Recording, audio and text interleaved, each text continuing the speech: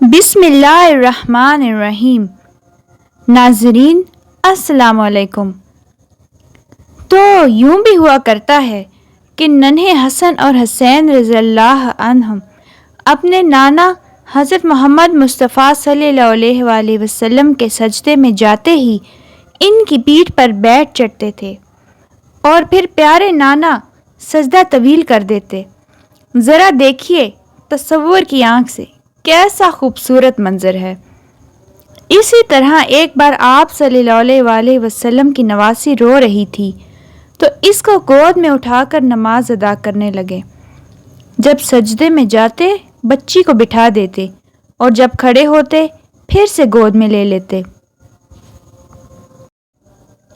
تو پیاری بہنوں، آپ بھی جب نماز پڑھتی ہیں اور آپ کے بچے جب عین سجدے کی جگہ پر آن بیٹھتے ہیں، آپ کا دوپٹہ کھینچ دیتے ہیں، آپ کے اوپر بیٹھ جاتے ہیں، تو کبھی رکوع کبھی سجود طویل ہو لینے دیں اور دل میں چپکے سے سنت زندہ رکھنے کے قابل ہونے پر اللہ پاک کا شکر ادا کریں۔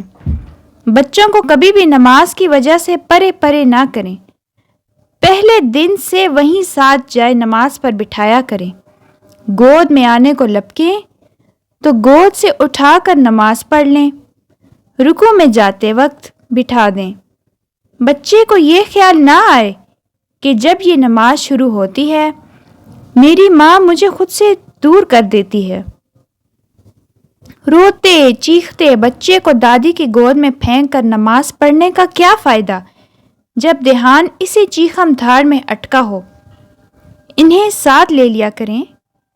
کوئی خاموش کھلونا، کوئی کتاب ان کے پاس رکھ کر وہیں جائے نماز کا ایک کونا انہیں دے دیں۔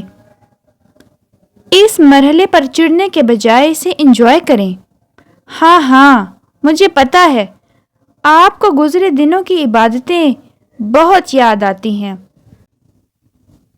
کیسی بے فکری کی شب بیداری ہوا کرتی تھی نا، جب تک جی چاہا آرام سے عبادت کی، کوئی ری نہیں کرتا، دوپٹہ کھینچتا بچہ نہیں، کوئی تھکن نہیں، بس سکون۔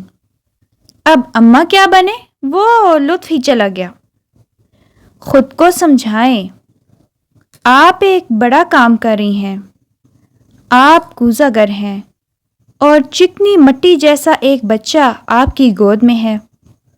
اسے ڈھالنا محنت طلب کام ہے اور یہ کام آپ کر رہی ہیں، اس لیے انہیں دور دور نہ کریں۔ نماز کے اوقات تو بالکل ہی نہ کریں، اور پلیز پرفیکشن کے دائرے سے باہر نکل کر امپرفیکشن کو گلے لگائیں۔ حقائق قبول کریں، توقعات حقیقت پسندانہ کریں اور ماضی سے نکل کر زندگی کے جس موڑ پر ہیں اسے مکمل جئیں۔ اللہ حافظ۔